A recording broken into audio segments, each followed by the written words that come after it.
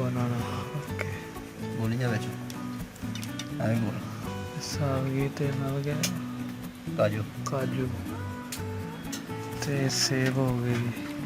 ये सेब हो गए एक खजूर हो गई छुआरे वो दही नेड़े करो ये दही हो गया जी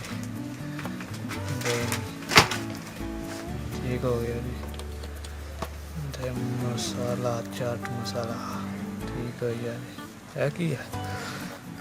क्रीम चाट हो गई है जी ये भी हो गई चलो तो ठीक हो गया चने हो जा ते हुण आ गया जी चने चने हो गए ठीक हो गया जी बस ठीक है हो सारी चीज़ें लगी पास करते हैं चलो जी खजूर आएगी पहले खजूर ना आई बेचा बस साथी आना में वीडियो तो आज फेल पास करांगे कि दी मेरी छूट बैग सारी मिक्स हो गया जी ठीक हो गया जल्दी जल्दी पाने जो बनाना ज़्यादा लंबी है जैसी वीडियो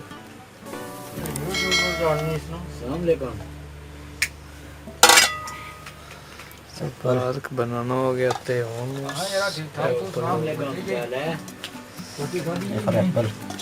ये भी सेब बाल हो फिर उस बाद ए ले लो सारे का बादाम बादाम दे तो बड़े पानी बनाना चाहिए सी मिक्स ही हो गया हो जाएगा मिक्स के देना तो करना कुछ मिक्स हो जाएगा अच्छा सट ये भी हो गया जी ठीक हो गया उसका बस सारा कुछ मिक्स हो गया क्रीम हो गई ਵੇਖੋ ਨਾ ਘੋਲ ਨਹੀਂ ਚ ਘੋਲ ਲੈਂਦੇ ਸਹੀ ਰਹਿਣਾ ਸੀ ਅੱਜ ਨਹੀਂ ਕੰਮ ਸਹੀ ਰਹਿਣਾ ਹਾਂਜੀ ਕੰਮ ਨਹੀਂ ਜੇ ਸਹੀ ਰਹਿਣਾ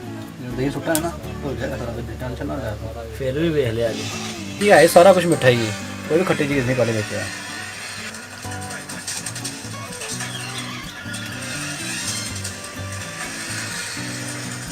अभी कड्डा किरान